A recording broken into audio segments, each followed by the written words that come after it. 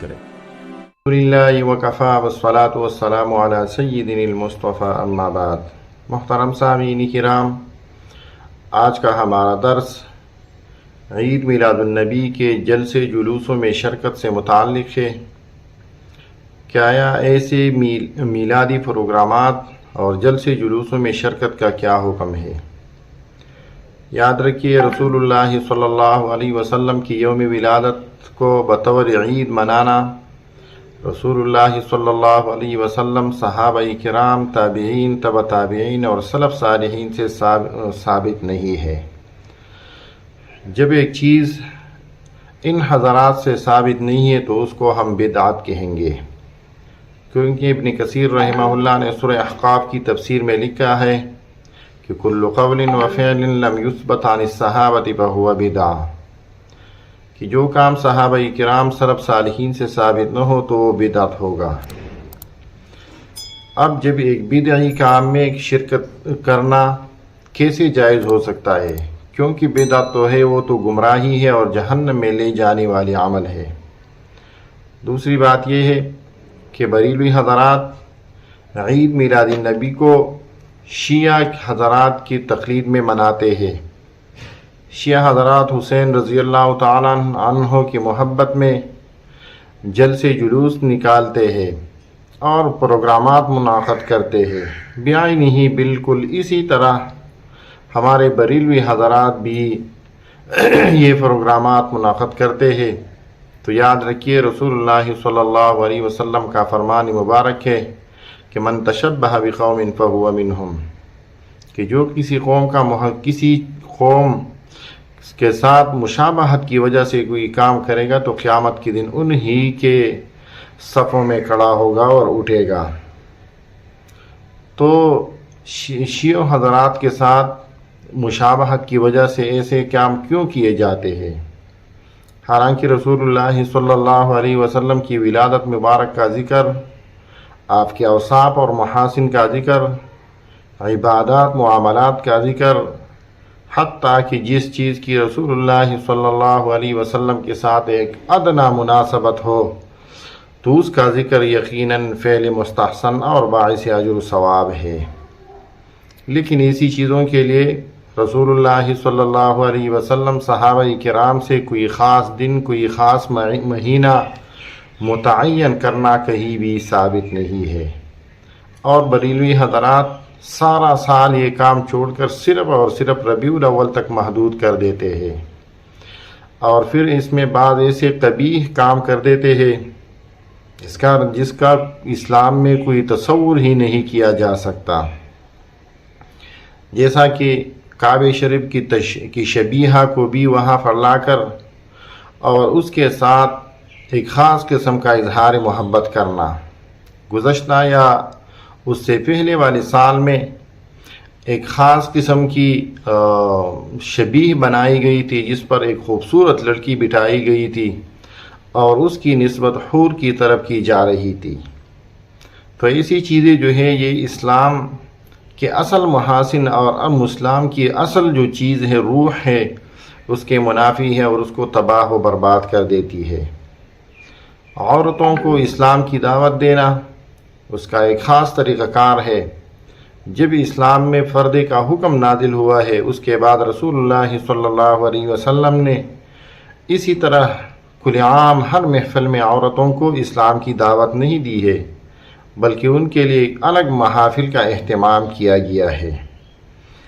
تو ایسی محافل میں شبیہ لے کر آنا، حوروں کا تذکرہ کر لینا، یہ کہیں بھی اسلام میں جائز نہیں ہو سکتی اور نہیں اس کا کوئی تصور کیا جا سکتا ہے۔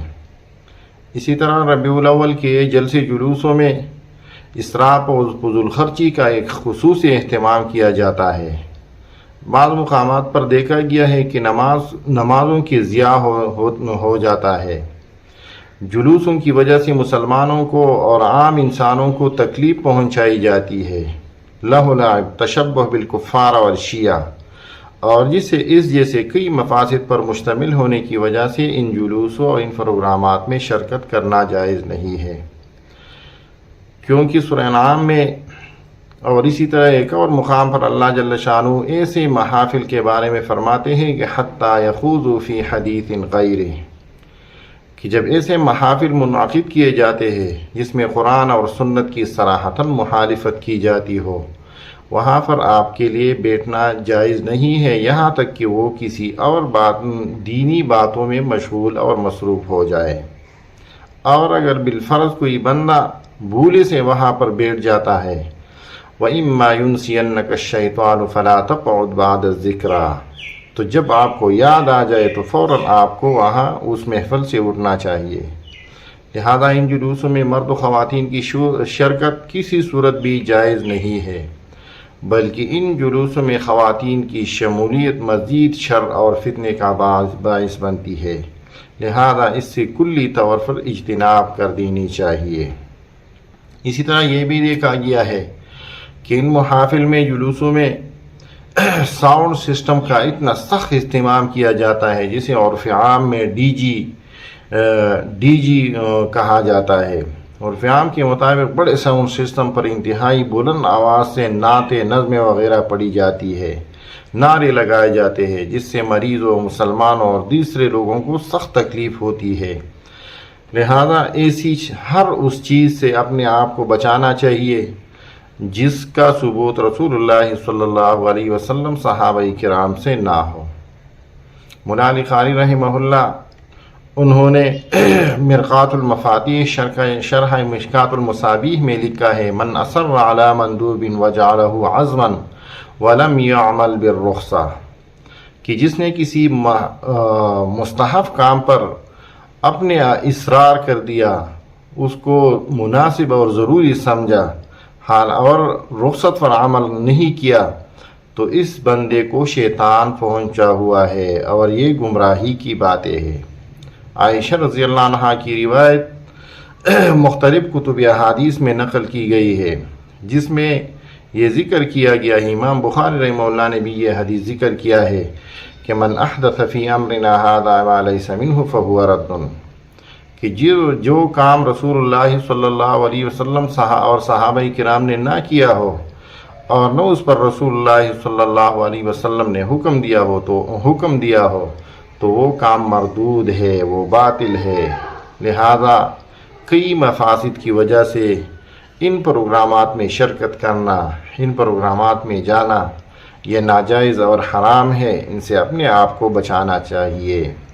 پہلے بھی ہم نے ذکر کیا ہے کہ عید میلاد منانا، اس میں جلسے جلوس کرنا، یہ رسول اللہ صلی اللہ علیہ وسلم، صحابہ کرام، تابعین، سلف صالحین سے ثابت نہیں ہے، تو جب یہ چیز خیر القرون سے ثابت نہیں ہے، صحابہ کرام میں تو قرآن کریم فرماتے ہیں کہ وہ ایسے لوگ ہیں جو نیکی کی طرف تیزی کے ساتھ جاتے تھے۔ جب ایک چیز صحابہ کرام نے نہیں کیا ہے، حالانکہ اگر وہ سنت ہو یا وہ ثواب کا کام ہو، تو پھر تو ایسا کہا جائے گا کہ نعوذ باللہ صحابہ کرام نے ایک ثواب کے کام کو ترک کر دیا ہے۔ تو جب صحابہ کرام نے نہیں کیا ہے تو ایسے کاموں کو نہیں کرنا چاہیے، اس میں شرکت نہیں کرنی چاہیے۔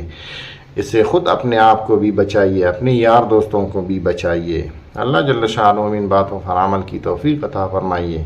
اس کی مزید تفصیل یوسف لدھیانوی رحمہ اللہ نے اپنی کتاب اختلاف امت اور صراط مستقیم میں ذکر کیا ہے، وہاں پر آپ تفصیل کے ساتھ ان جلسے جلوسوں میں شرکت وغیرہ کو آپ دیکھ سکتے ہیں کہ اس کے باطل ہونے کی کیا وجوہات ہیں۔